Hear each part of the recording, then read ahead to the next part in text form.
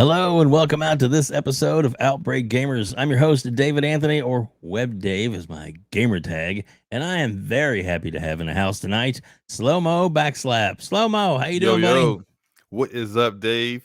What's going on, everyone? Hope you guys having a great evening or whatever time this is coming out, evening, afternoon, morning, whatever it is. Hope you guys are having a great one. Dave, appreciate the invite. Let's do it, man. Awesome. Well, dude, like I said before in the green room, we were talking, and there's a lot of great content creators out there, and I've heard your opinions. I've listened to you on several different podcasts, which we'll get into, and of course, it's listed at the bottom, and it'll also be in the show notes where you can find him, and also his gamer tag and everything as well. But but yeah, you got some really good takes, and I think you're a very Thank you. fascinating dude, and I like what you bring to the conversation, and so that's why I'm excited to have you on here tonight. And I think everybody give them a chance to get to know you a little better and to get to know where they can find you because they definitely don't want to miss what you have to say. That's all I'm saying. Big facts, big facts. I really happy to be here. I remember you had my co-host Gaming Forte on, and that I was did. the great interview. And I was like, oh man, if Dave ever wants to bring me on, I am all for it. So yeah, hey, the time has come. So It let's. has come. It has come. Finally. It's too funny. Here, I'll play. Oh shit. Here we go again. All right, now we're ready. Now we're ready. All right, so Slomo, I guess let's kind of start off with maybe some of the jobs or education that you might have had kind of growing up as a little Slomo. Yeah, no problem. For me, a lot of people have like worked like jobs that are like kind of sort of got them close to gaming. I never really Mhm. had anything like that. I think my very first job ever. This is going to this. Oh, you getting some? This is Mhm. completely It's gonna be brand the new good stuff. news here. Juicy. My very first job ever. I worked at a Hallmark store. No lie. I Cool. had to get a job, and it was just like the I got the closest thing I could get that would hire me at the time. I had no job experience, and I was Mhm. an awful employee. Like they fired me within 2 weeks. Like I did not want to be there. They had me wearing khakis. I wasn't trying to wear khakis at 17. They were like, hey, we need you to smile more. Like we need you to pretend like you want to be here. And I was just like, well, I don't. So they were just like, but don't come back. And after that, I was like, maybe just showing up to try to get a paycheck ain't really how this works. Maybe I need to actually put some effort in. So like I think after that, my next position, I did work. I used to work like camp counselor stuff.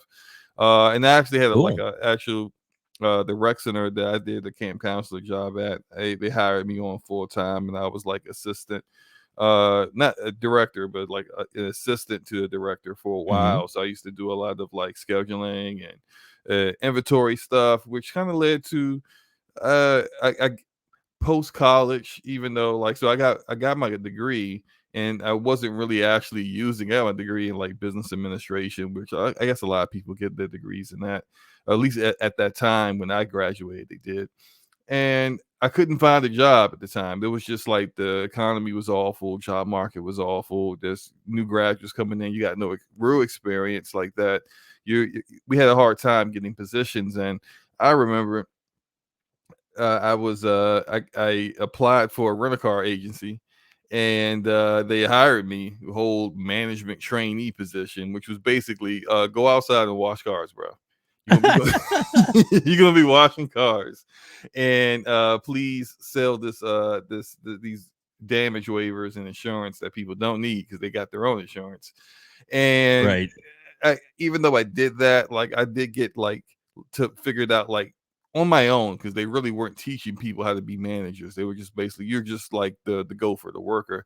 But like I started to like figure out the in and outs of the inventory systems and stuff like that, and I got like really good at forecasting how many cars we would need. You ever seen that Seinfeld episode Mhm. where Seinfeld goes to Hertz and he's got a reservation, and he's like, and they're like, yeah, we don't have a car for you. He's like, but I have a reservation. Like that's literally like how rent-a-car agencies are. Like you Right. get nothing.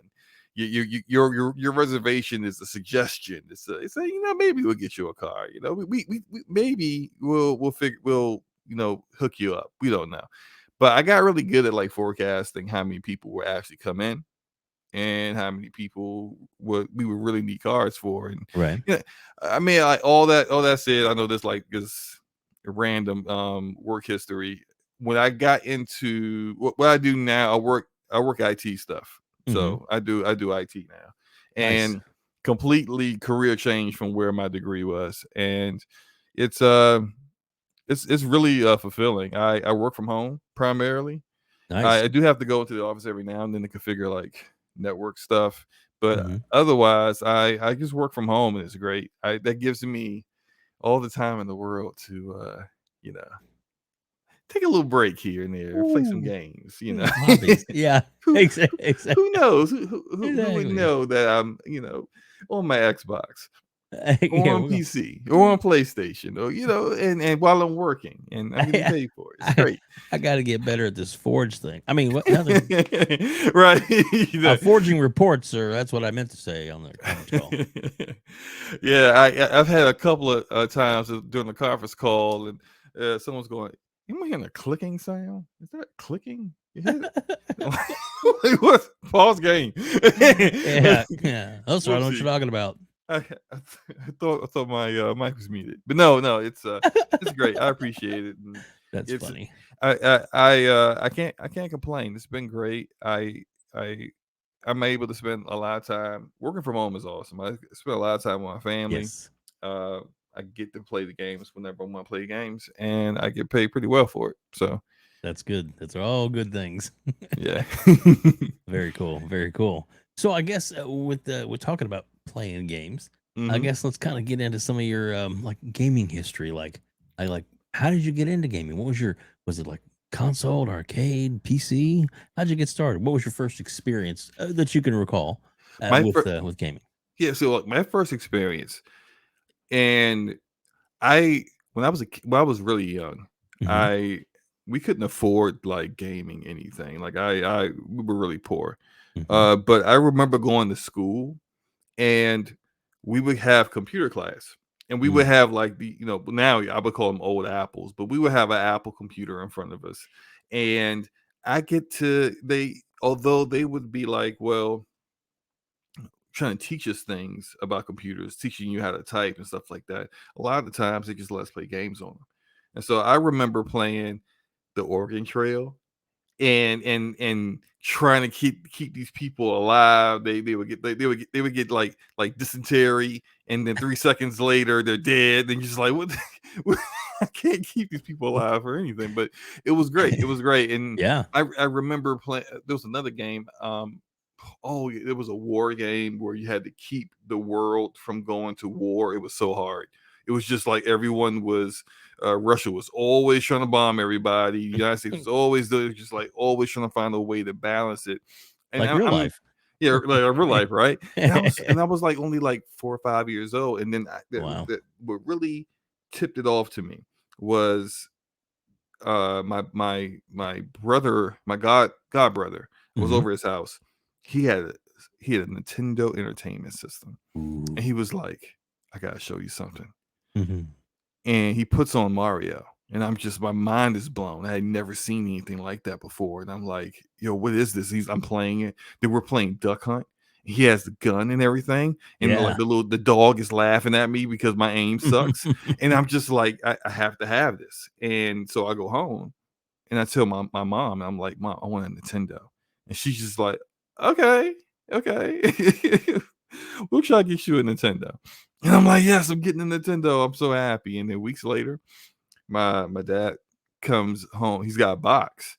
And I'm like, yes, this is it. This is the Nintendo. But I'm like, but that don't look like a Nintendo box. It was like just a typical cardboard box. And I Uh-oh. look inside of it, and it's a Commodore 64.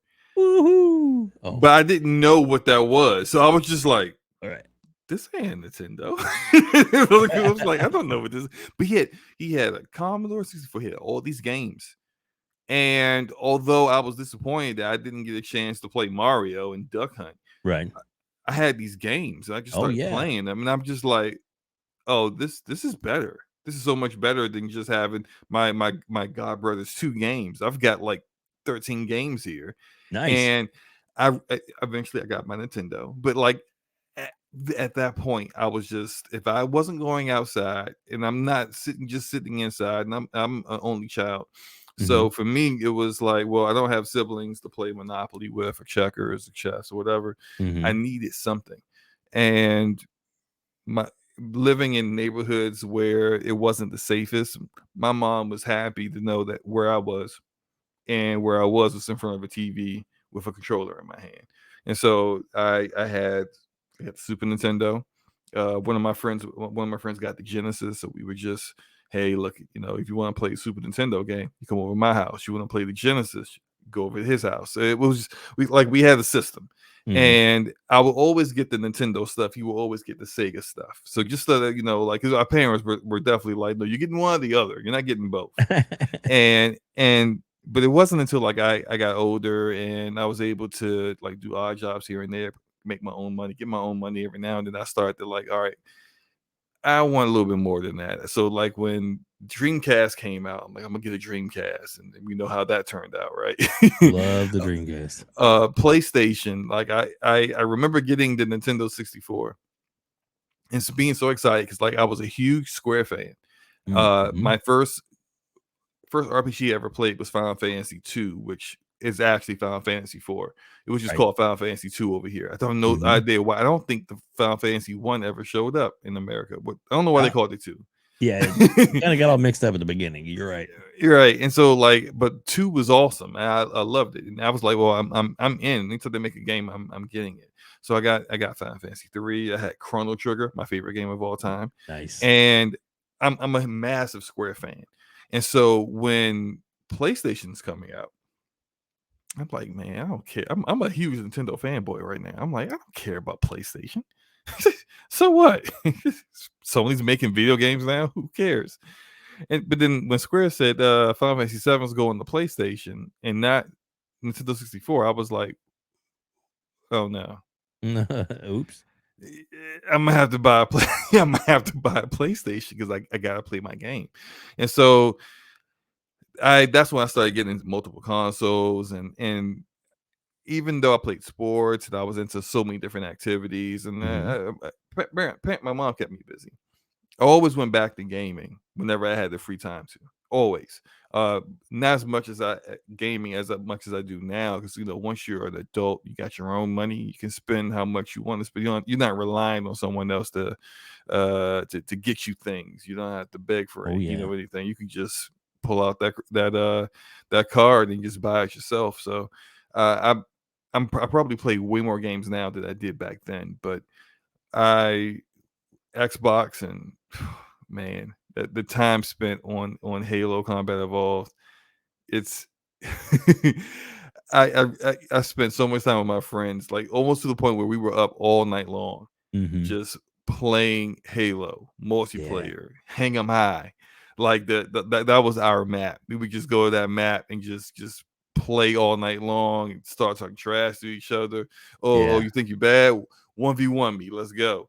Then it's like everyone's just watching and commenting as we're is literally going 1v1 with everyone. It was such a great time. And and you don't really get that kind of multiplayer feel anymore. I don't want to get too deep into it. I've been talking with people about how multiplayer is and how it used to be as far as playing with your friends because of skill-based matchmaking and a whole bunch of other stuff. But there's really nothing like being in a room on a LAN party with like 4 Xboxes, big TVs, and if you have like somebody with you and you're like, you screen watching? Like, yes. You screen watching me?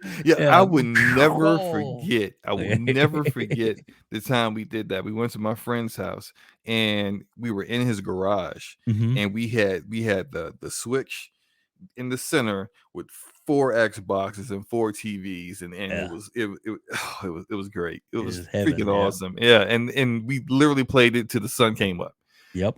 I'm right there with you, man. These are my memories too, man. I loved it. My map was always Sidewinder. I loved Sidewinder, man. Sidewinder's a good one. And Especially when you got Blood a Gulch. ton of pizza. Blood Oh Gulch. yes, the original. Yes. Loved it. Yep. I wish they But bring yeah. that kind of stuff back. That's all I'm saying. I wish that was in, the new one. Yeah. Bring back a classic map. Of Yeah. course, make it look pretty and everything. But we're just go ahead and bring it back sometimes. Like I'm shocked that Modern Warfare 2 came out 2 weeks ago. I guess a week ago. Not a single original Modern Warfare 2 map is in the game, and it's just why you like Right. play on that nostalgia. We want that. Exactly. Hopefully they'll maybe they'll release them over time, kind of thing. Because I know like the Forge, as of the time of this recording, has just come out today. So so like I've heard that there's already people that have made very detailed recreations of like Sidewinder and Blood Gulch stuff like that. You just had to go through the list and find them, download them, and play them. Like, oh, I'm getting on that. Have you got a chance to get on Halo Infinite since it came out today? No, I have not. Not today. I've been. Today is also election day, so been Very a lot true. busy on a lot of that kind of stuff too. We don't talk politics here. I don't want to make anybody mad because right. We don't have to get into yes. any details. I voted. That's all you do. I did. I voted. Yeah. Exactly. Put it on Twitter. I voted. There you go. Yeah. But still got my sticker on. Sweet. Mine's still on my jacket. So yeah. So that's awesome. Hopefully everybody got a chance to go out and vote today. But yeah, it's been kind of busy. But probably after this recording, I'll probably will jump and play a little Forge for a couple hours before I gotta hit the hay. I am a banker, work from home as well, so I have to get up. Banker's hours here for my household is I get up at 5:00 in the morning and clock in at 6 a.m. Whew, love work from home, but some of those hours. But then again, I'm off every holiday. Like I'm off this coming Friday because it's Veterans Day, paid holiday for banker. Oh, that's nice. Yes. So, Can't beat that. I don't get every holiday off, unfortunately. But I get random holidays. Like we get Black Friday is a holiday for us. It's just like, huh? Nice. But okay, Yeah, that's cool. I'll Yeah. take it. Okay. Well, not a lot of people are working that day. I'll tell you. Well, there are people that are working, but they're in different industry. If you're in sales, then yeah, you're working. I used to work at GameStop, and my God, I built like a 40-hour day on Black Friday. That was one thing. That was the only thing I definitely did not miss when I got this job. Was like, oh man, no more Black Fridays! Yay! That was awesome. So yeah. What? You still there? Oh, yeah. Yeah, I thought you were about to say something. Oh no, that's okay. It's all right. No, I have when I used to work in rental car, worst day of the year by far was the day before Thanksgiving. Oh my God, I didn't think about that. Everyone's trying to rent a car and go travel to go see family, and so you would get like these. So like rental car companies are very, very like they have limited inventory, so they don't want to, especially if you're a manager. And I was a manager at the time. They never want like to have cars in the wrong location. So like you need 80 cars over here. They got 30, but the guy over 2 towns away, he's got 15 cars that he doesn't need. Like they hate stuff like that. Right. And on Thanksgiving, you would get all these reservations. People would make reservations, and then we're not going to travel anymore. But they would forget to cancel the reservation, and so the companies would just like, you know what, we're not going to get cussed out, so we'll let them make as many reservations as they want, and you get like 100 reservations. And you got like you didn't even have the parking for all these cars that you're supposed to have, and it's always I would get anxiety from like having to like deal with that day because it would be like people were cussing you. I've had like stuff thrown at me. It'll be wild. It was awful, but yeah, and holidays can be interesting when you work in retail. Exactly. I'm right there with you.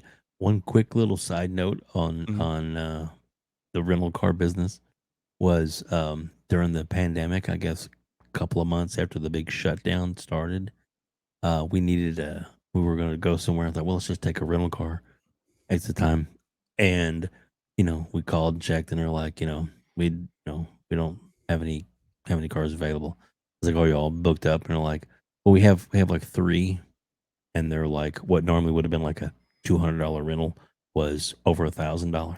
Oh I yeah, was they like, definitely what? do that. Yeah. Yeah, and then to find out, the actual big chains had sold off their inventory, like they do after so many miles and stuff on them. Mm-hmm. But then they couldn't get cars because they couldn't get the parts to get the cars to go back in. So they were hurting. So they were scrambling for trying to get product. And I don't know what wild hair possessed me to do it because we had to get somewhere. So you can also rent a U-Haul van Yeah. for $19 a day. So we did that. Y'all ran the U-Haul? We did. I was like, you know what? It was a whole lot cheaper. Yeah, absolutely. But it worked. I mean, it got us a a 3-hour little drive. uncomfortable, not the best ride, but hey, look, hey, you made it work, right? I did. It's kind of the workaround mentality, Right, Oh, right. goodness. But so yeah, so from the Xbox, I guess. So, all right. Side note, let's talk about SloMoBackSlap. Mm-hmm. The name. Oh, okay. So the name. All right. So I have never been someone that likes numbers and names. So I'll always try whatever name or gamer tag I've had. I've always wanted it to be like something super unique that no one else has. Like you only see this name in one way. But like, of course, over time, and this is like when I came up with the name, it had been like maybe 2015. Xbox Live has been out for like 12 years at this point. Yeah. A lot of names have already been ran through. So I'm trying to come up with a new name. And I'm talking to one of my friends, and we're coming up with suggestions. And I'm like, I tried, it's gone. Someone has it. I'm like, who has that? Like, I'm like, who? I just literally just came up with it off the top of my head, and someone has already has it. So like, I got to the point where I got frustrated. It's like over an hour. I'm just throwing random words together at this point, like plus ultra drop kick, like whatever. I'm just doing like, and we're like my boy's coming up with crazy stuff, and I'm just like, in some names, of course, Microsoft is like, that's not allowed. Like, you can't have a name like that. That's inappropriate. And so I finally was just like, man, I don't know, SloMoBackSlap. And my friend just died laughing. He was like, try that. And I'm like, it worked. I'm like, wait a minute, do I want to be SloMoBackSlap? Yeah, that's fine, whatever. I would change my name like maybe like once every 6 months. So I said, I'll do this for 6 months. But then it just kind of stuck. I just never changed it. I don't, because I would be in multiplayer lobbies, and if you can hear back in the day, you used to be able to like how Call of Duty, you can hear the other team in pre and post game, but like if other games if they didn't do that, you could at least hear your own team. And I just like would laugh when I usually have myself on mute because you know how it is. Oh yes, I definitely know how it is. Right. And half the time I don't even have the game chat on to hear the other people on my team. But just like every now and then people go, wait, SloMoBackSlap. And it's just like the laughter. Like I'm like, oh, like people really like the name. So it just stuck. And to get into the whole podcasting thing. So I remember I used to watch RDX all the time. Oh, like yeah. it was my introduction into this community probably was RDX. Yeah. And so I remember seeing the Ashen Luca on there, and I thought she was hilarious. Like she would like have like her weekly like blow up and destroy some person in the chat that was saying something. So I was just like, it was hilarious that she had her own Discord, and I was like, let me check out this Discord. And I'm the kind of guy that I like to have fun. And it's just like everyone in the Discord was real chill. We were having a great time. And of course we talk gaming, get into really, really emotional and crazy conversations. And Luca was like, I really want you to come on my podcast. I'm doing this podcast, Scumcast, and I'm like I thought the podcast was great at the time. She had All Day. It's always Mhm. been All Day Digital. Shout out to the homie All Day. He's always been a panel member, but she also had Kratos, J Dub. He's huge PlayStation troll on Twitter. Shout out to J Dub. They were on there too, and it was always be great conversations because it's like you had PlayStation guys on, the Xbox guys on, and every week everyone's battling back and forth. And she wanted me to be on because she knew I wasn't really like just like an Xbox fan. I'm like an Xbox fan, a PlayStation fan, whatever, a fan of games, period. So I will always never really tell which side of the argument I would come down on, it because a lot of people would be just like, oh well, whatever is pro my platform is what I'm backing, even if it makes me look like a hypocrite 2 weeks later. Right. And you're never gonna get that from me. I'm literally I will remain consistent. And so she wanted me to be on. I was just like, I don't know, a podcast. I've never like really done a podcast before. What do I say? What do people hate me? What, I don't know about this, but like she kept badgering me. Like Luca's persistent. Shout out to Luca. Yes, she Persistent. is. I love her. I mean, like she wouldn't let it go, and it was just like, all right, look, I'll come on one time, and I came on, and it wasn't that bad. I was like, this is actually pretty cool. I think I like this, and I was a panel member with her for a long time. Enrique, Basement Radio Arcade Podcast. Enrique hit me up. Hey, you want to do a rant with me? And I was like, what you mean a rant? He was just like, yeah, I just want to come on and go live and just talk about stuff, but I need someone to bounce opinions off of. All right, sure. All right, cool. This thing, and then like, it went from doing these rants with him to, hey, you want to be a panel member on the show? And I was like, yeah. And then we brought in Forte. So Forte was also a part of Lucas' Discord. And Forte, me and him, we would play games together. We were before there was Halo Infinite. We would be in Halo Guardian custom lobbies, and Forte, like we always just say, like, keep Forte away from the sniper rifle. That would be the goal, like because if he got the sniper rifle, the match is over. Forte wins, and so like Forte's the homie. We're having a good time and everything. Forte joins the podcast. He would show up on Scumcast a lot, and then like it just kind of just grew organically from there. From where, like, I remember being on BRAP when it was like single digit people in the podcast, like watching the show. And shout out to Eric Jackson, B Money, Enrique. Like the five of us really grew that thing to like where we were getting like big time guests on, and it was awesome, like just to see the growth and see where like BRAP is now, where it's just like like on average like 100 people watching the show every weekend. It was just like, man, like we did that. That was pretty cool. Yeah. But it got to a point where like a lot of people were like, yo, you and Forte need to do something together. Like the two of you are just like you're dynamic together and everything. And I was just like, I don't know, man. Forte just be annoying me. and he does it on purpose. And then like, yeah, like that dynamic, we love it. I'm just like, do people really, and I said it to him, like, do people really want to listen to you and me bicker for 2 hours?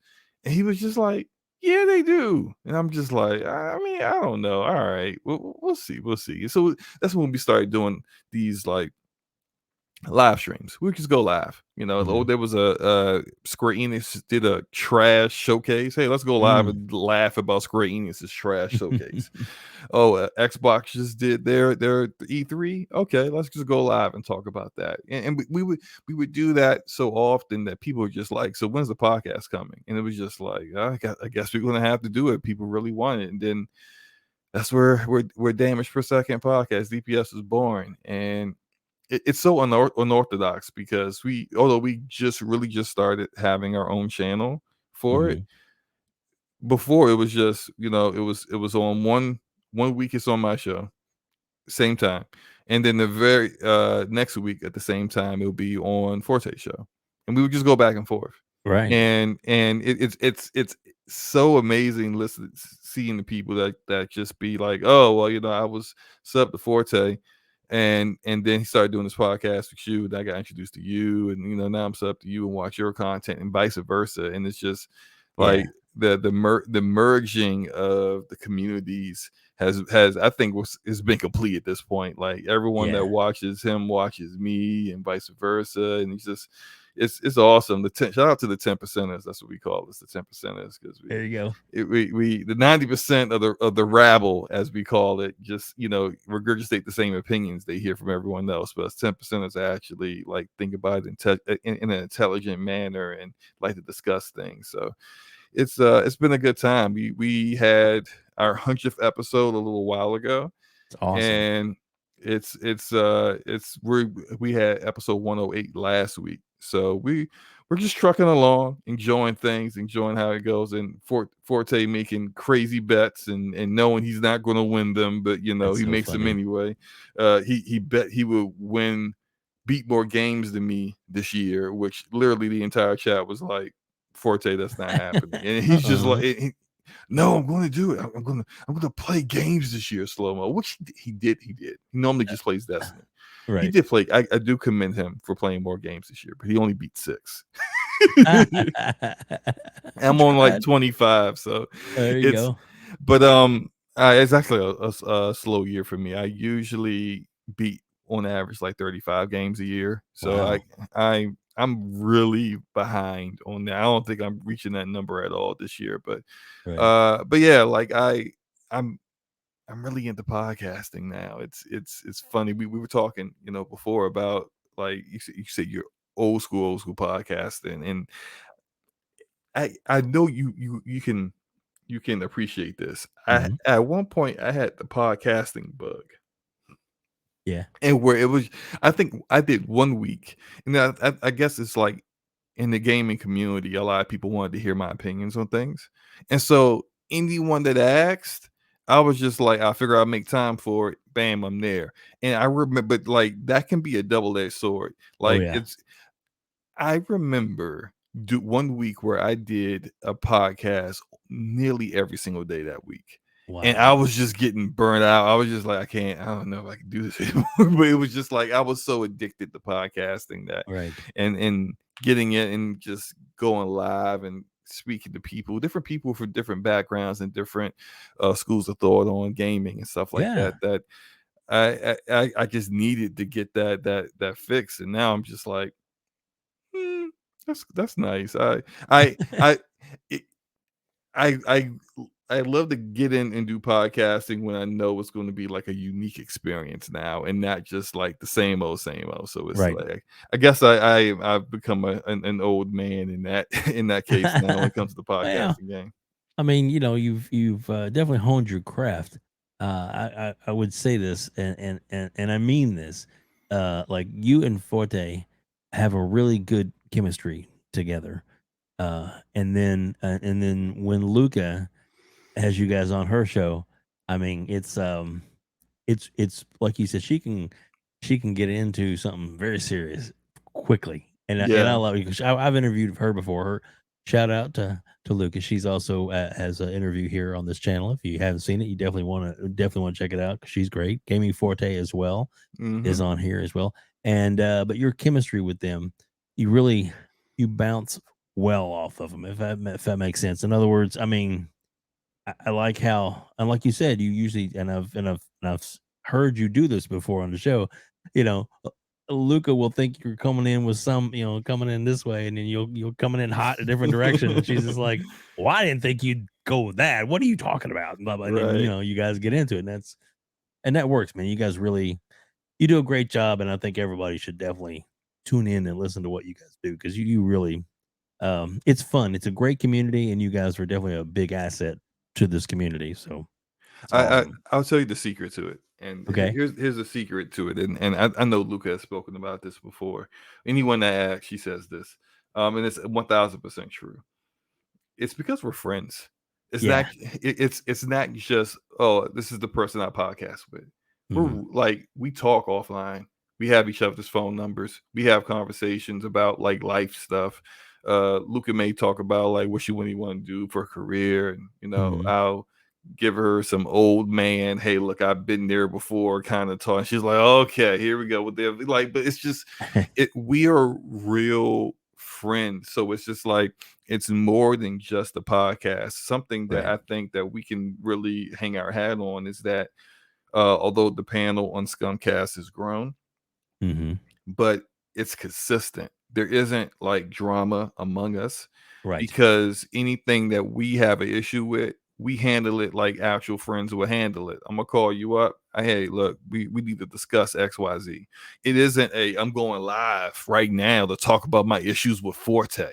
Screw Right. Forte. How is that anyone else's business? All the like unnecessary drama that you see in like the gaming community, it's like it's you can tell it's like manufactured drama. It's manufactured like publicity to get views and likes and stuff and get attention. And we don't need none of that. I'm definitely not Mhm. going to I'm not going to ruin a friendship or could potentially ruin a friendship over clout. Like that's That's ridiculous. awesome. And you see so many other podcasts where they rotate panel members consistently, but we're the only thing that you see rotated is the topics because we just keep Yeah. going and we just we're centered and we respect each other's differences of opinion, especially when like Luca likes to get into like real life topics too, Mhm. and we don't have to all agree, but Mhm. like what we are going to do is respect one another, and Right. so and that's like one of the mainstays of the Scumcast podcast is that we're going to respect one another when we agree or disagree on things and discuss things, and we're going to fact check you because like that there That's was funny. this time period, and I don't know if you were watching when this was happening, where people used to like think that if Luca invited you on the Scumcast, she's inviting you to set you up. Like you must have said something during the week to set her off, and Gotcha. she's Yeah. going to get you, and the whole panel is going to be basically Pounce on you. interrogate and pouncing on you, interrogating, and absolutely we were like that at one point. Like that was like like I think to the guy to the point where people were just like Luca just really just wanted to have someone on because they were cool and wanted to hear their opinions on a particular like topic, a juicy topic of the week, and they were just like, "Are you trying to get me? Like what do you mean? No, are you trying to you trying to catch me on the gotcha? Like, no, no, we just want you to come through." It's not like that now, but it was like that at Right. one point. But That's like funny. I think people understand now. When you come on Scumcast, you better come correct. Don't come making up facts or anything like that, because Right. we'll definitely check you. And I think that's necessary. And every podcast has a personality, Mhm. and that's part of our personality. I think me and Forza try to cultivate a personality with DPS where we're really just all about the gaming. We don't really Right. care about none of the fanboy nonsense. We could be critical of PlayStation one week, critical of Xbox the next, super critical of Nintendo every week, however we want to do. But it's Right. like it's never like any kind of like bias added to it. We try to keep it respectful and clean, and we have a good time. And I think that like when you create a brand or a community or whatever, like being consistent is the part of the reason, and what you being consistent in how you want that community to be is important because that's what people come to you for. And if you start to switch it up just because someone else does this and it's popular and it works for them, but that may not be what works for you. And the people who come to you for what they come to you for aren't here for whatever that is, like Right. if you decided, Dave, you know what, I see these guys on Twitter getting popularity for like going after Xbox and acting like a Sony pony. So I'm gonna be a Sony pony. Let's go for it. Let's just get all that clout. Like for like the people who watch you Yeah. aren't here for that, like they're here for a specific reason. They're here for what Dave has to say about this game and stuff, not fake Dave that's now a pony out of nowhere and talking about games that like you're not really interested in. Like all that stuff is so easily discerned as fake. Yeah, you can see right through it. You can see right through it. And if you're not genuine, people are going to be able to tell right off the bat. So yeah, all right, long rant over. That's No. just how I feel about the whole podcasting thing. No, man, and but seriously, dude, you guys do a great job, and look, it's cool getting you on here and getting you to talk about this, because you can tell you're passionate about it and you enjoy doing it and you're good at it. So thank you. Win-win. You're welcome. Let's kind of get into maybe some of the current gaming that's going on right now. Right now, I guess the biggest thing in gaming is probably the ABK deal, Activision Blizzard King, and the ramifications of all different aspects. How do you think it is for the industry, the way it's going, like the consolidation type thing? Seems like it's inevitable. What do you think? I think as the industry has grown, and I like you and I are gamers from like old school, back when gaming was just considered like what kids do. And adults don't do that. Like why? Like when you were in high school, it wasn't cool to be a gamer. It wasn't, like there wasn't a Fortnite that everybody was playing. Like no. Like it was, you're a loser for doing stuff like that. At least that's what the typical kid mentality was. Yeah. But we are a generation of gamers where we kind of grown up into, like, it's been a part of our childhood to our adolescence to adulthood to everything. And when I look at how the industry was back then, where it couldn't support more than 2 platform manufacturers at a time. Yep. But now there's 3, and they're all like they bring something different, even though very Microsoft and with Xbox and Sony with PlayStation can be very similar in their target demographics, but how they provide content is different. Nintendo is way different. They're in their own lane, and it's like it's sustainable. Now the video game industry is bigger than movies, it's bigger than music, and combined. Yes. And you look at that, and of course, this is what happens when there's growth and there's billion-dollar corporations out there. There's going to be consolidation. And I know that's scary to a lot of people, but I've always said this, is that as this is growing organically, there's not going to be like, oh, what, Microsoft owns everyone and PlayStation owns everyone else. Like, that's not going to happen. Like, there will be new publishers and new developers who take the spot of the old developers that had get accumulated or maybe completely dissolved and become something else. We forget that, like, before there was Square, after Square, then there was BioWare, then there was Bethesda, and now, like, there are other studios that have come up now that take that mantle of like, oh, that's the best Western RPG maker now. Yeah. And that will continue on. But when Halo was the king of first person shooters, then now there's Call of Duty.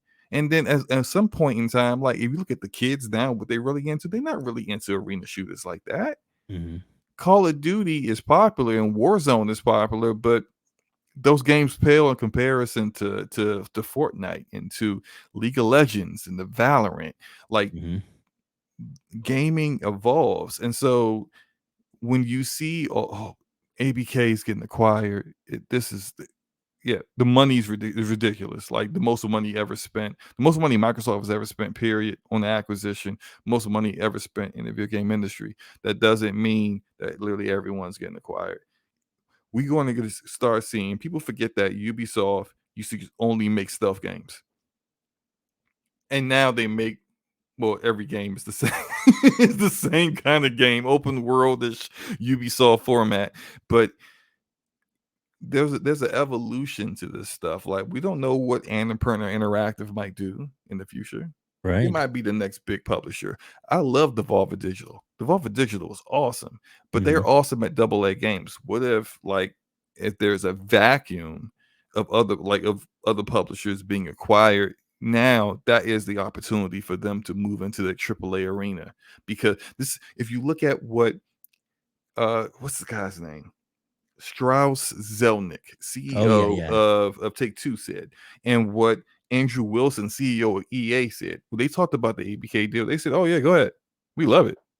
Go ahead. I love it. I love it. Acquire them, and make it. If you make it exclusive, we don't care, because as far as they're concerned, that's an opportunity. Yeah. Because that's if they make it exclusive, there's a segment of gamers on within the PlayStation community that used to play COD. Some of them will go to Xbox to continue to play COD, and some Mhm. of them will stay right where they are. And now I can sell them Battlefield, or I Yeah. can sell them GTA 6. And maybe they wouldn't have bought it before because they were too busy playing COD, but they don't have that no more. And now they Right. can buy my games. And so there's always an opportunity for more games to be out there, opportunity for more competition. And that's just always been my opinion about the ABK deal. Mhm. It's not that it's like, oh, this is people. Some people say it's awful for gaming or it's great for gaming. I think it's Right. just it's just how this industry is going to go organically. Like, Yeah. you're gonna have your Tencents and your Microsofts, your big companies acquiring these companies to build up their portfolios and make their platforms unique. You can't Oh, change yeah. it. Right. Nothing. So, like, all the complaining in the world isn't going to mean anything when it all comes down to it. Yeah, when you got like companies like, Google and Apple that really want to at some point get into or grow, the gaming division that they've started, or, those kind of things, it seems like it's inevitable that Hmm. there's going to be some changes coming. I mean, and Microsoft already said that when the ABK deal is done, they have still another $90 billion in cash to spend, and they're not done, because that's what they did to him after the last acquisition, the Bethesda acquisition. The board was like, "What's next? Who are we getting next?" And they were Hmm. like, "Oh, okay, cool." you know. Yeah, So and I really feel, and shout out to King David, because me and him have been like fighting King this is fight. great. Yeah, He's been on King's here too. awesome. Yes, Yes, yes, yes. Shout out to Iron Lords. They're awesome love them. people. Uh, we have this. I can't wait for it to turn out exactly how I predicted it would, because then SloMo Damas has struck again. Is that But our like, sound? but Oh, you gotta I have shirts think, made up with that, man. yeah, yo, that's a great idea. I might let me write that down. No, but it's I think Crystal Dynamics and Eidos Montreal are next, and Mm, I think they would have acquired them if they weren't already acquiring ABK when Square right. Enix was out there putting the feelers out. Hey, does anybody want our Western studios that we can't market worth a damn? And we keep blaming them for everything that's wrong, even though we're True. the worst, one of the worst publishers out here. Don't get me started. But we're gonna blame them for everything. We're trying to get rid of them because that's our problem, quote unquote. And I think Microsoft definitely would have jumped on it at the time. They were already contracting out Crystal Dynamics to work on Perfect Dark with the initiative. Right. First time Crystal Dynamics has been a support studio in their like 30 years of Yeah. existence. But now they're doing support studio work. Then they get sold, and then now we hear Eidos Montreal is doing the same thing Mm-hmm. with another Xbox studio, Playground Games, for Fable. So you're looking at it like here, like they dissolved the third studio that was a mobile studio. Two Mm-hmm. studios that were Square Studios are working on Xbox games. It would be one thing if it was like Eidos Montreal is doing support work for a completely separate publisher Mm-hmm. somewhere, but no, it's still Xbox. Yep. And you look at it and you're just like, they fill a void that in Xbox's portfolio, first party, that they don't do. Right. they don't have like their Tomb Raider kind of game. They don't have a game like Guardians of the Galaxy or Deus Ex. Like Right. those are the kind of games that like Phil Spencer, who's talked in the past about wanting to have not to keep having the same kind of games coming out. They're all very similar. That's why he's also trying to get a Japanese developer because their games are very different. So Yes. like it will make Game Pass more diverse. And so that like if there's always something of quality in it that meets every person's needs and every person's desires in gaming, then you're going to reach more people who are be willing to subscribe to Game Pass and stay on it. And they do that. Like it like they would give you kind of a little bit of that third person perspective kind of thing that Sony does, the third person perspective shooter, narrative driven kind of game. You get that from Tomb Raider, you get that from Guardians of the Galaxy. They provide that. And especially if let's say Fable reboots amazing. Let's say Perfect Dark reboots amazing. What are you going to do? Just not use the same studios that helped you get this amazing product? You're going to just go, hey, thanks, appreciate it. We're going to use someone else now. Yeah, no. Who may not be as good, or Right. may not be a great fusion between our own first party and you guys. So like, yeah, thanks for go on now. Good luck out there. And like that doesn't make sense.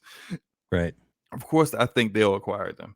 It's only a matter of time. I think once and on Embracer side of things, smart business.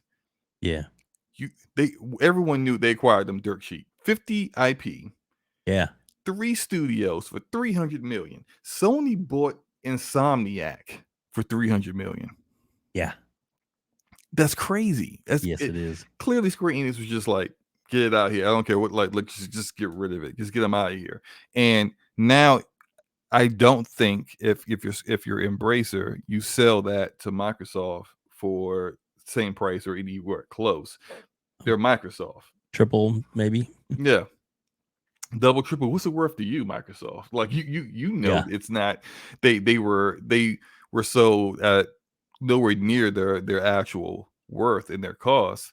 Now we have grown the studios by taking that other third studio. I think it was Square Enix Montreal, dissolved them, added their staff to the studio staff, and now they are already working on your games. They're working on their own games. Atlas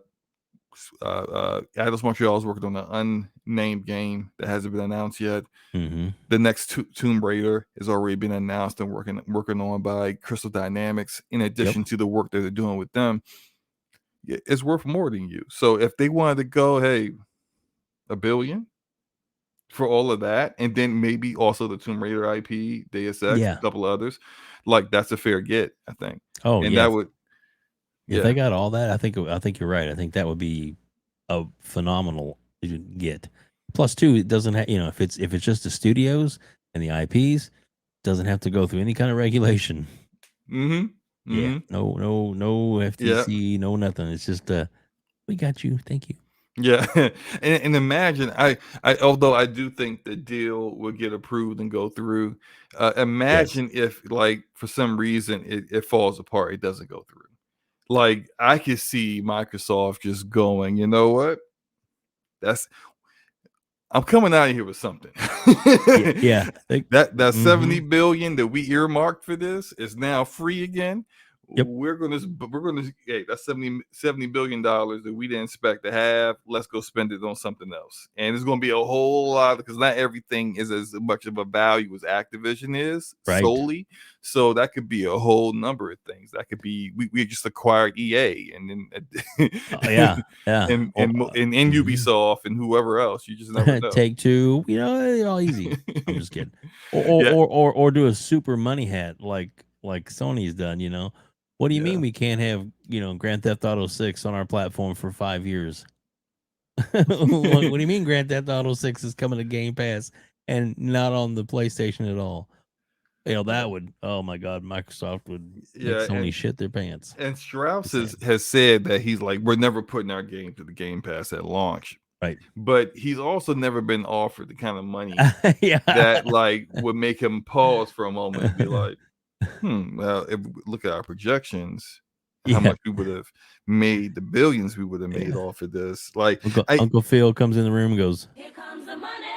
Here we go. Here comes the money. you just never know, right? right, you never know. And so I think that they are at a point now where it's the Microsoft that we used to know of where, and I've always had my concerns with their ability to publish games Mhm. and manage studios efficiently. And that's still an issue I have, a concern I have. But in the past, we've known the Microsoft that's like they're dumb rich, but they don't use the money that they have. And Right. now we're getting the Microsoft that is aggressive and engaged in the gaming industry, and that's just not going to change if they don't get the ABK deal. It's not, that doesn't mean that Microsoft goes back to being this meek third place contender and all of this, and not using their massive advantages they have over everyone else, which is the money that they have. Oh yes. They're going to go back to doing that. It's not, nothing has changed. They are still going to continue to do that. So like the people that are just like, oh well, yeah, yay, they're going to like pop champagne if this thing breaks down. Just think about what that might mean. Yeah. What that might Yeah. mean is you could be like, oh man, what if they should have just got ABK? Like you might be Right. later on be like wishing that wasn't Well, the I case. really wish that was exclusive to Xbox, so they leave us alone. Right.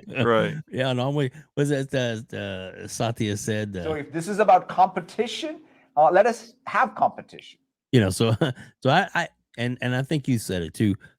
I think we both believe that the deal is going to go through. I mean, Microsoft set this date way off to the middle of next year, like June or July of 23, because they knew there's going to be a lot of stuff they have to get through, and there may be some concessions that they want from them, or they may be like some of the other ones that have already said, we pass it with no concessions and it's gone through. You just really never know. And even then, if they come down to some concessions that are like Microsoft is like, now we'll take you to court. Yeah. And I think Sony's playing a very interesting game. Yeah, they are. Where they're saying things that they really don't mean. Microsoft is doing it too for the most, like a lot of, hey, we're seventh place in PC, and it's just like I'm thinking about like all the storefronts of PCs. I'm like, seventh place. Yeah. I'm like, what?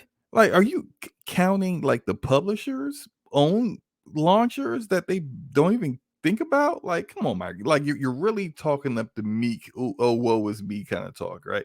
But it's all positioning. If you look at what Jim Ryan said about like, hey, we want exactly everything that we got from Call of Duty before this happened. It's just like, bro, are you serious? You're not getting the marketing. You're not getting like all the benefits that you guys get. That's crazy. Why would you think you would still get that? But it's really not that he thinks he'll still get that. It's the perception that you want it. So that when you're negotiating, you'll go, okay, look, we'll give up the marketing. Like, you weren't gonna get that anyway, but it's like you're quote unquote give something up to get something that you actually really, really want.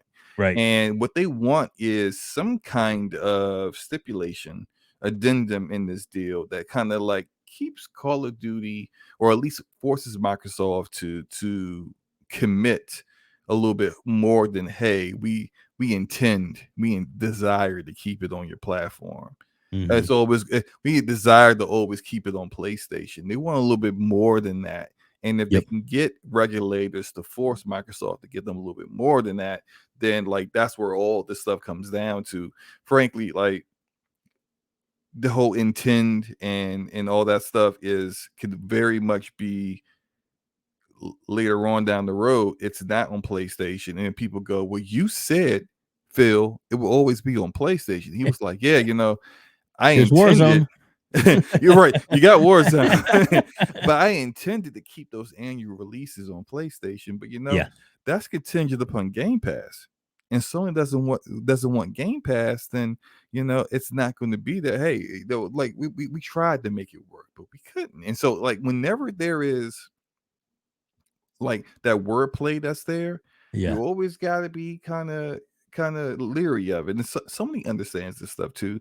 They know they have to compete. This is why they're like they're making 12 live service games. This is why they are and they are working towards and investing in smaller studios, Deviation Games, Fire Sprite Studio, all these little studios, Jay Raymond Studio Haven, these studios that have never made a game before. They're giving them AAA budgets because what they want is that by the time that marketing deal is up, and by the time Call of Duty is, and Phil Spencer said, we'll give you 3 years after the marketing deal. 5 years from now, they want to be able to say, we got our own exclusive that can compete with Call of Duty. And that if they take it off our platform, it's not hurting us like that. That we're fine because we got this and we can market this game by this studio. That you can see them already moving in those like navigating things and strategizing to make that happen. So they know, like, even though they may say, "Oh, we can't compete with Call of Duty," that's exactly what you're doing behind the scenes. You're competing because you know that's what you need to do in order to keep your number one spot. You're going to have to compete. Yeah, and they the whole mentality of trying to I think they really don't want it on Game Pass is really what they don't want. Yes, because what Phil said, this is about delivering great exclusive games for you that ship on platforms where Game Pass exists. I love where he laughs there.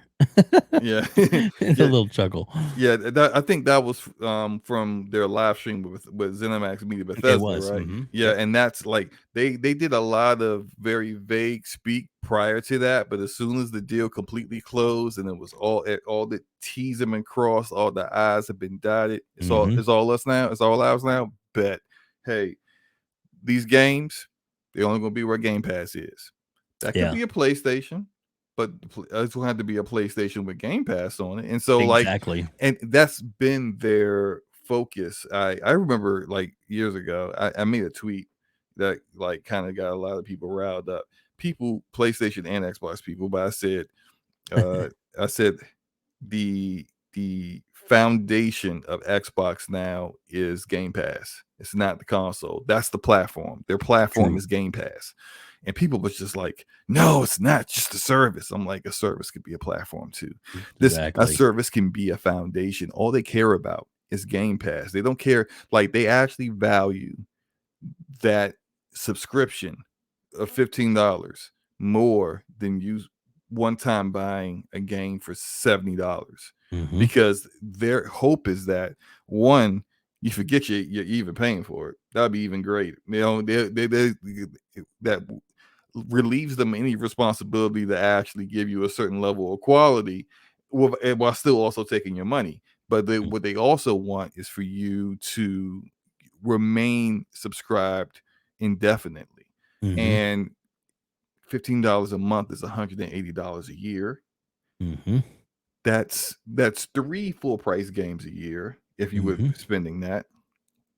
And if you're like one of these casual gamers that like really only buys like Call of Duty and 2K every year, you're now spending more money, with this than you are with that. It's financially, it's benefit them greatly. I actually do kind of feel like they, when Phil Spencer said that they don't expect Game Pass to do more than the 10 to 15% of total Xbox revenue that's currently doing. I don't believe that at all. I think that's right. I think that's cap for the regulators. So they're trying to make them believe that Game Pass isn't what it really is. You get Call of Duty in there, you're not getting 15% of Xbox revenue through that anymore. And especially with so far, they have not delivered on their first party promise like that. When it comes to Game Pass, those games come out. You think that, like, what are you saying about those games at that point? That they aren't going to push the needle for you? Of course you don't feel that. Yeah, they are. Yeah, exactly. So it's just like that. You're going to get people subscribing to play those games, and then they may stay or they may go. It's always that balance. Mhm. The more people that subscribe, a percentage stay, a percentage go. But you're gonna get people to subscribe to play the next Fable, the next Hellblade 2, the next I don't know, Avowed. You're gonna Mhm. get people to subscribe to play those games. The next Elder Scrolls 6 and Fallout, whatever. Like, you're gonna get people to subscribe to play those games. Don't tell me it's never gonna be any higher than it is now when you don't have games on it now. Like, nah, I don't believe that at all. Yeah, and I've done this myself with Game Pass, where it's like I don't own the game, but I've I've got the game on Game Pass, and there's like with the Forza with Mhm. the Hot Wheels track. I spent the money Yeah. later to get that because I wanted to play it, Mm-hmm. but I don't. You know what I'm saying? So it's like it's kind of weird that like if I ever didn't have Forza, if I didn't have Game Pass anymore, I'd be like, oh, I paid for all that, but I got to enjoy it when I did, and it wasn't that expensive. But there's a lot of people that feel like since they're it's in Game Pass, oh, it feels like it's free. It's not, but it feels like it, and Yeah. so they're spending money on these extra accessories, extra Right. clothes, garments, weapons, Hey, I'll stuff go like a that. step further. Okay. You probably wouldn't have bought the Hot Wheels expansion if you didn't. So let's say if you never played through Game Pass, but you saw Right. that Hot Wheels, but like that looks really cool. But then I'm gonna have to spend $60 on the base game, and then Right. spend $20, $30 on this, Wouldn't have and played it. like that's like $80, $90. I'm probably I'm good. I mean, it looks cool, but I'm good. But like Right. the fact that you already had Game Pass, that was in Game Pass, it made the proposition of you spending some money on Yeah. this a lot simpler. Okay, I already got the base game, so I don't have to spend money on that because I already got Mhm. my subscription. But that's $20, $30. Okay, sure, I'll do that. And like Forte did the same thing. Forte bought the Hot Wheels There you DLC, go. and he has it, and he played the base game through Game Pass. Like that's the like the science to it, I guess. The way it works. Like, I'm pretty sure Yeah. Sarah Bond could break it down a lot more eloquently than I could, but Oh well. but You know. that's how it works, man. Yeah. Yeah. And then we're exactly doing exactly what they want us to do. Mhm. Excellent. Are you like we are, I would say probably for me, T-minus 2 hours. Actually it'll probably be like that for everybody till God of War Ragnarok comes out. Indulging in some God of War, some Kratos? I am not. And that okay. No, Okay. I know. No, don't get me wrong. I do want to play it, and I will Mhm. probably play it eventually. But as of right now, I got a lot of stuff to play, Mhm. and I don't have quite as much time to spend on some of the gaming. And because I know something like that, I'm gonna want to sit down and play for till I beat it. Yeah, right. But don't get me wrong. I definitely am excited for it. I definitely am planning on playing it, getting it. Maybe I'll get it for Christmas. Yeah. We'll have to kind of see. My wife may want an idea. What do you want? Hey, honey. There you go. I want the guy that says boy. Yeah. I'm kind of hyped for it. I actually replayed. yeah. So I played it initially when it first came out back in 2018. I Mhm. replayed it on PC because like I probably primarily game on PC at this Mhm. point now.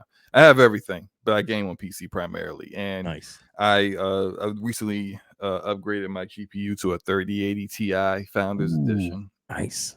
And I'm telling you, man, I played God of War on PC. I bought it when it came out earlier this year, but I Mhm. didn't play it because I was just like, I did some benchmarking of it. I'm like, man, this play is great, but I kind of want to just because I do this thing whenever it's a sequel. I play through the previous game Mhm. again right before the sequel comes out, so that Right. because I have a terrible memory. Right. So if I played Ragnarok and then like some person shows up and everyone's just like, "Hey, person," and I'm just like, "Who was that again? I don't remember what I played this 4 years ago. I don't remember." Like, so it's like I replay it again just to make sure that Yeah. everything is completely fresh. And Dave, Yeah. that game on PC, I'm so happy PlayStation's putting games on PC. Thank you.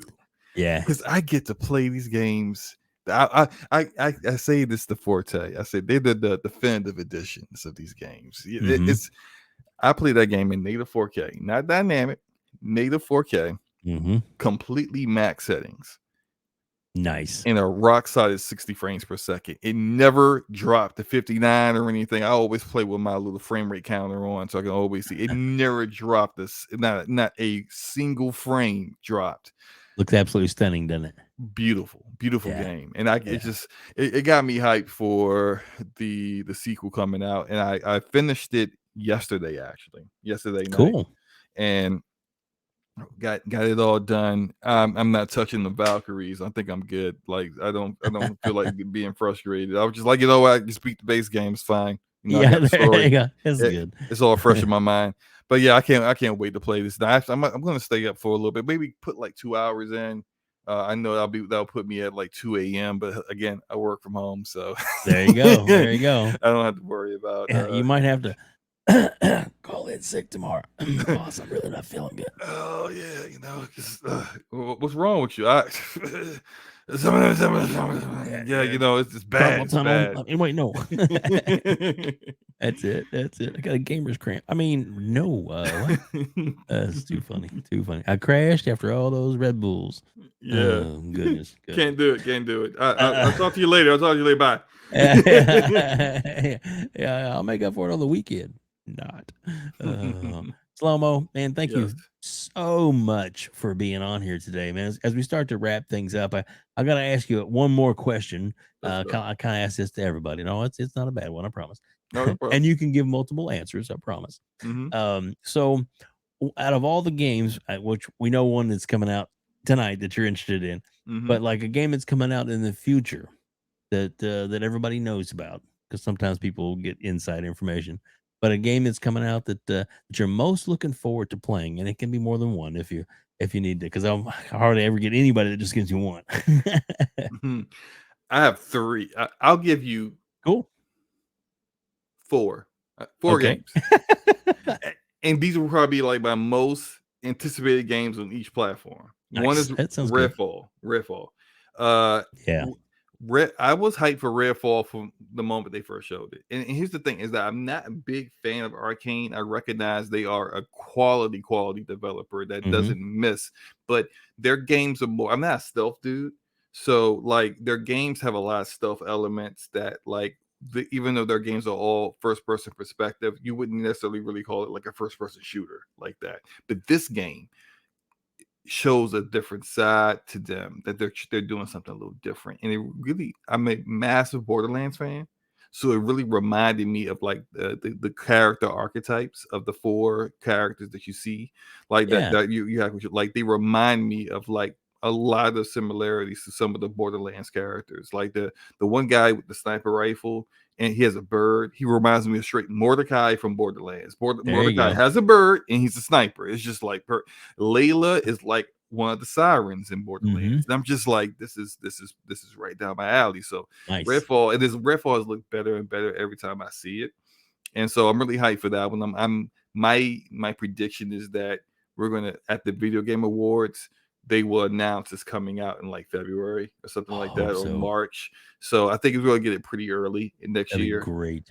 Yeah, I think it's going to do well. I think it's going to be like a sleeper hit next year. Of course, next year's got like Zelda and it's got some heavy hitters. So it's like I don't expect like Game of the Year contender nominee kind of thing, but I think it's going to be a solid game that people are going to enjoy.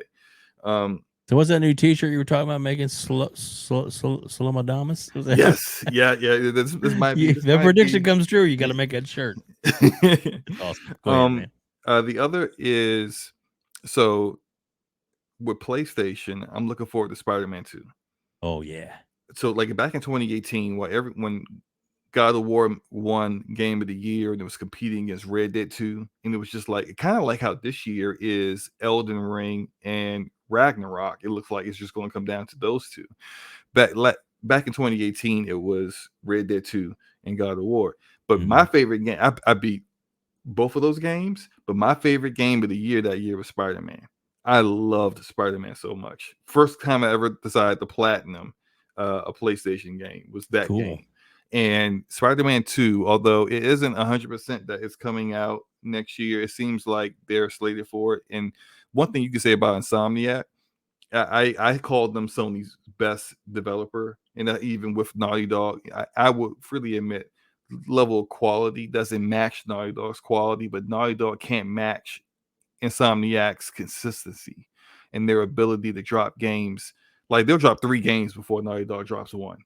And Right. so I kind of feel like that's more valuable to Sony and PlayStation than, hey, look, once a generation you drop a game, Naughty Dog, that's like it's generation defining. That's great, but that's one game a generation. Whereas every other year, Insomniac over here is bringing out high quality content. So I think Insomniac, if they say yeah, it's coming out in next year, I think it's coming out next year. I think you can kind of bake on that. For Nintendo, I'm actually looking forward to Fire Emblem Engage. Oh, cool. And now in 2019, Fire Emblem Three Houses was my game of the year. I love that game so much. I'm actually replaying it again right now just You know, I never got a because. chance to play that. When you say it's really good, Oh, it's great. It's great. It's great. Now, awesome. I'll have to check into that. you know how like Wasteland 3 has that style of RPG where it's strategic and you have like your grid and you have you have to kind of like move your units in certain ways. Where Fire Emblem is like that, but it also packs a amazing story with really good characters and the ability for you to really influence what happens. You have these 3 houses, you can choose a house, and once you choose that house, like it really kind of shifts the entire world. And everyone reacts in a certain way to the decisions that you've made, and ends up being where, like, friends that were once friends end up being the allies. You like enemies now. You're fighting to the death. It's like it not only is it a great story, it has great replay value because your one playthrough is really kind of dependent upon like the house you chose. If you go and play it again and choose a different house, it's a completely different story. There's so much changes. So it's also if you have a Nintendo Switch, or if you like to emulate, I do that too. Definitely check it out. I think it's worth it. And Engage is, I think it's a separate story. I'm not 100% certain, but after 3 houses, I'm sold on it on any Fire Emblem game. So I'm definitely in there on that. And then I guess my indie PC centric one would be Oxenfree 2. Cool.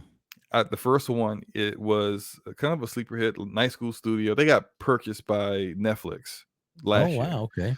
But their Night School Studio are former Telltale developers. Oh, so okay. they have a penchant for storytelling that's really good. Play the first Oxenfree. You will not be disappointed. Story wise, characters, it's amazing. Absolutely amazing. That on Steam?